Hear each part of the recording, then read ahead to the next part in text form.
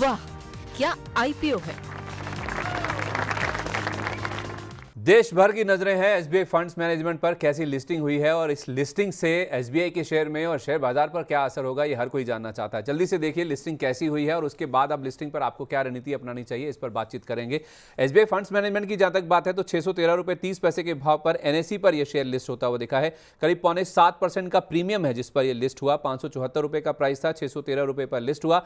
Grey market मान के चल रहा था 670, 675, 665, मोटा मोटी 660 से 675 ये रेंज थी जिसके बीच में लिस्टिंग होनी चाहिए थी, यानी कि 16-17% के आसपास का प्रीमियम एक्सपेक्ट कर रहा था बाजार, लेकिन करीब 6.25% के प्रीमियम पर मोटा मोटी 10% नीचे जो अनुमान थे वहां पर ये लिस्टिंग होती हुई दिखी। हालांकि रिस्पांस बहुत शानदार था, 41 गुना के आसपास भरा था, 3 लाख करोड़ के आसपास की बोलियां इनको मिली थी।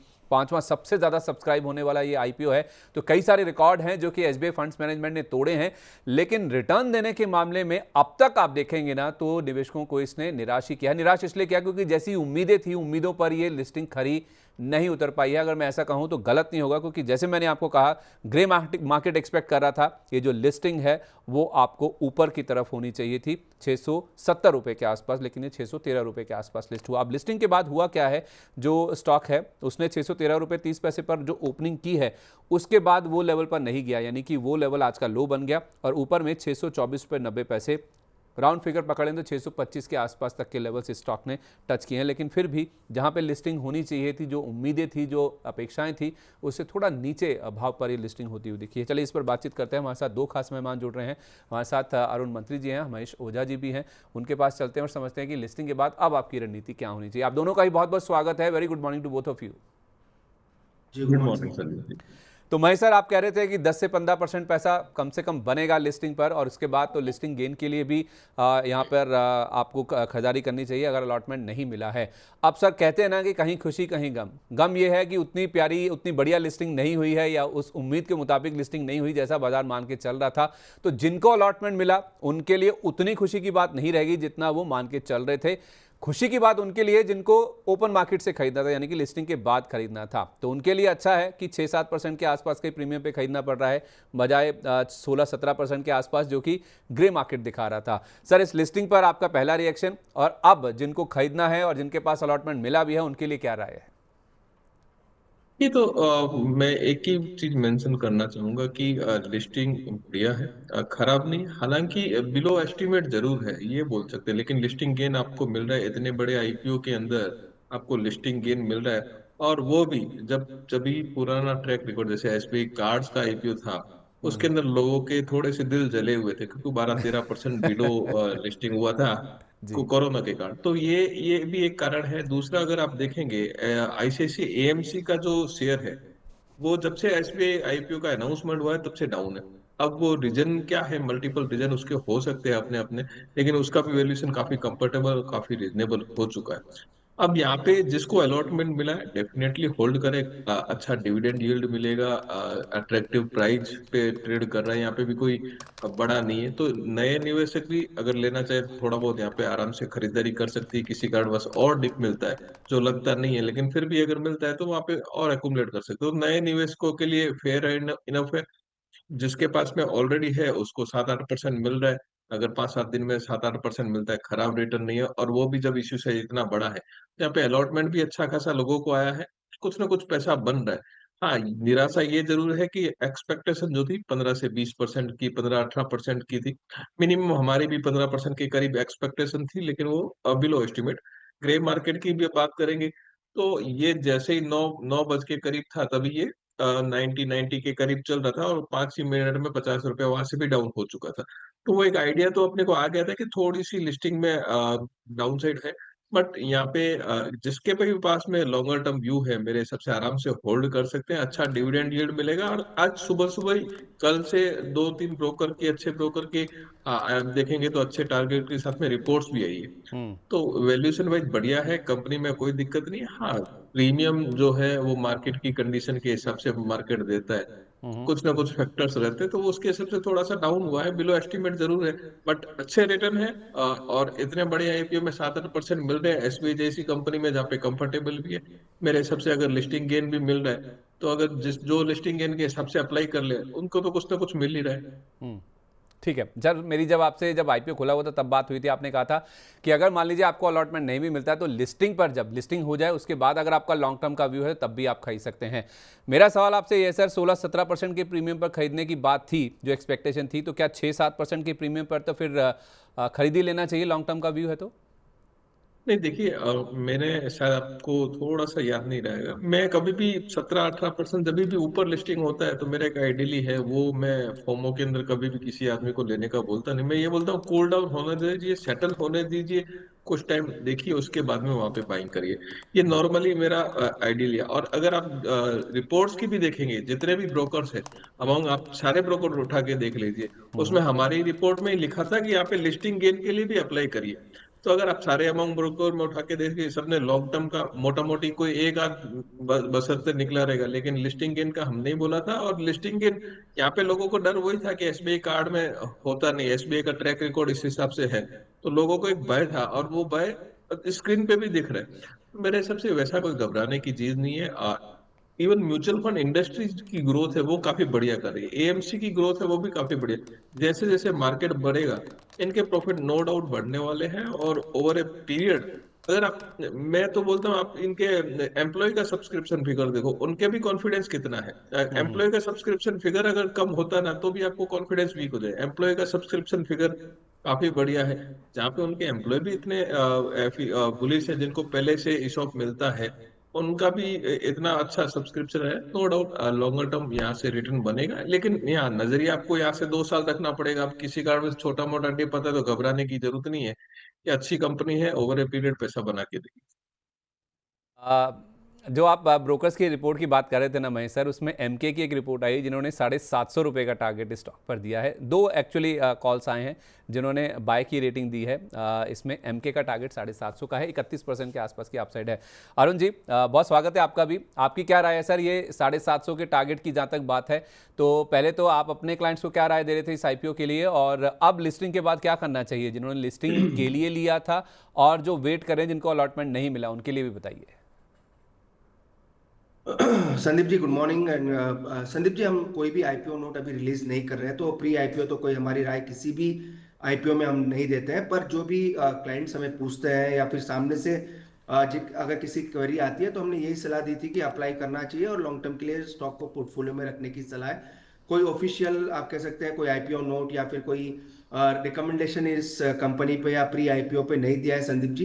पर जिन किसी ने भी अप्रोच किया है, डिटेल्स पूछी है इस आईपीओ के बारे में, हमने लॉन्ग टर्म एप्लीकेशन की बात की थी और लॉन्ग टर्म अभी भी रखना चाहिए। इनफैक्ट एएमसी के measure of the stocks listed काफी अच्छे हैं जो भी ऑलरेडी मार्केट में है। इवन एसबीआई एएमसी इसमें भी काफी आप कह सकते हैं एक अच्छा रुझान देखने को मिलेगा। दिक्कत एक ही है संदीप जी, एसबीआई एएमसी जो कंपनी है इनमें ज्यादा जो फंड्स हैं वो पैसिव फंड्स हैं, जो इंडेक्स फंड्स हम कहते हैं। तो वो दिक्कत थोड़ी बहुत इसी वजह से मुझे लग रहा है इसमें ज्यादा बड़े लिस्टिंग गेन्स देखने को नहीं मिले। नो डाउट ग्रे मार्केट 10 से 15% की लिस्टिंग गेन्स का एक्सपेक्टेशन लगा के चल रहा था।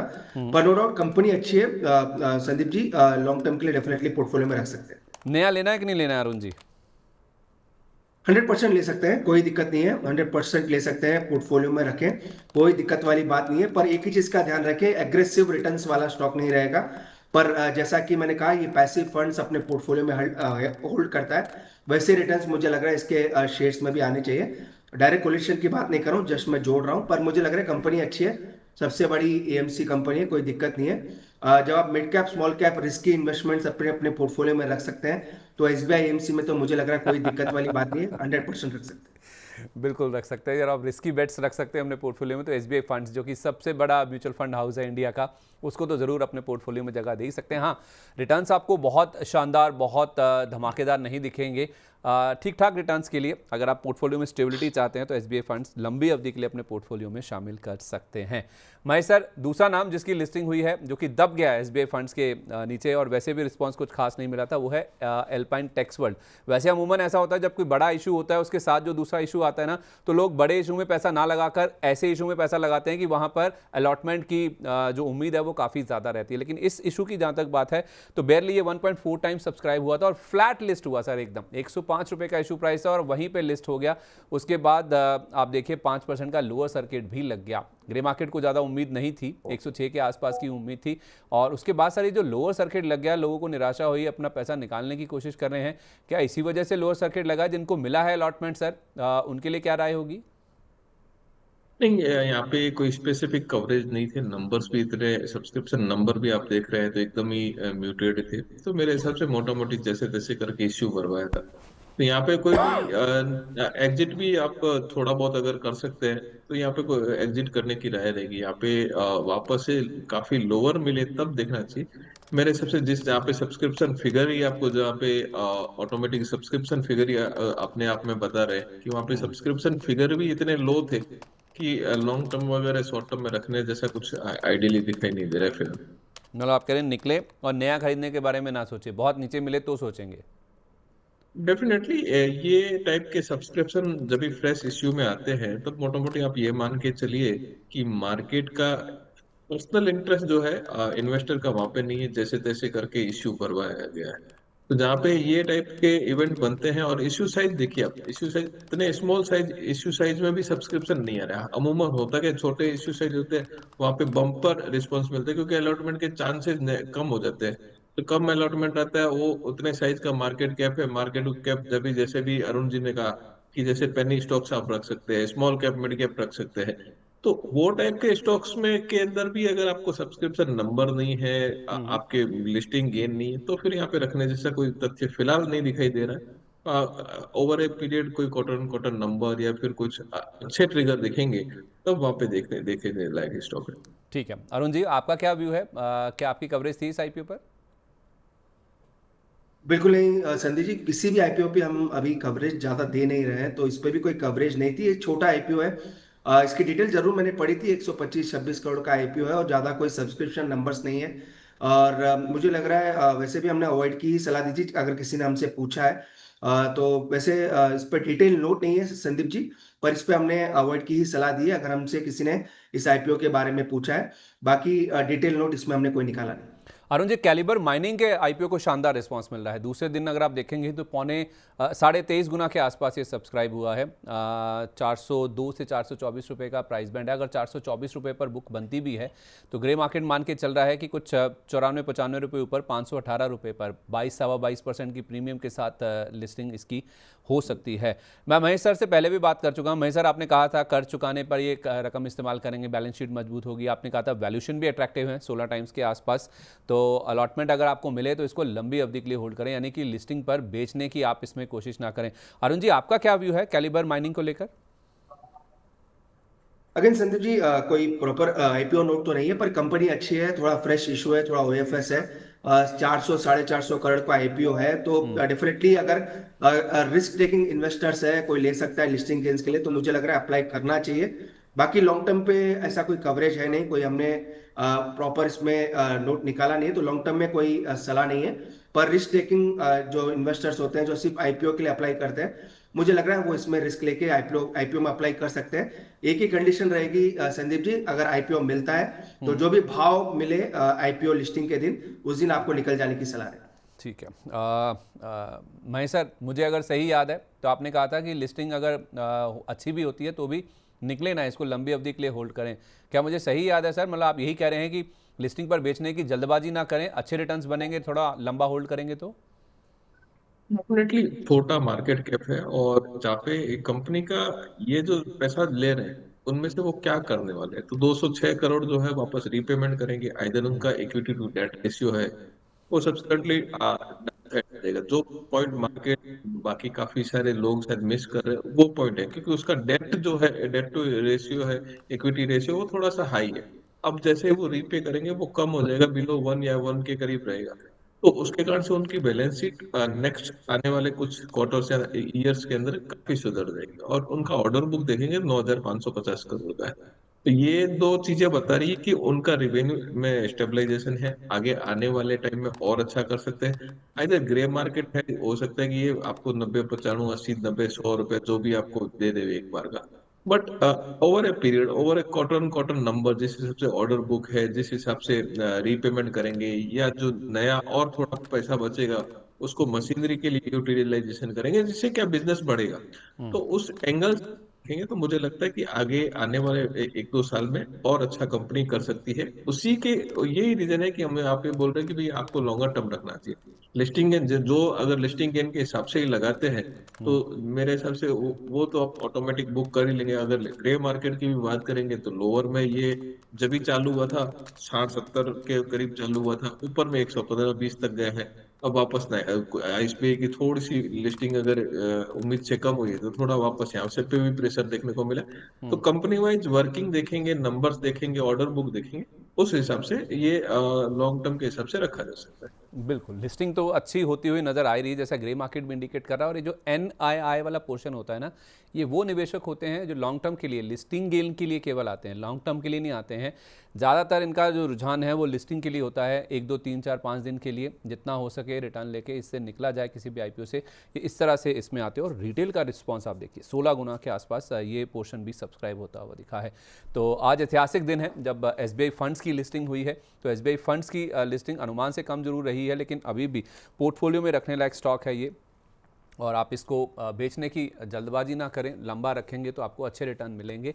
और अभी भी आप देखिए करीब 623 रुपये 30 पैसे के आसपास 8.5% की मजबूती के साथ ये स्टॉक आपको ट्रेड करता हुआ नजर आ रहा है। चलिए, ये खास कवरेज थी आज हमारी इस लिस्टिंग को लेकर। तो आईपीओ वाले सेगमेंट को यहीं पे वाइंड अप करते हैं। वाह, क्या आईपीओ है।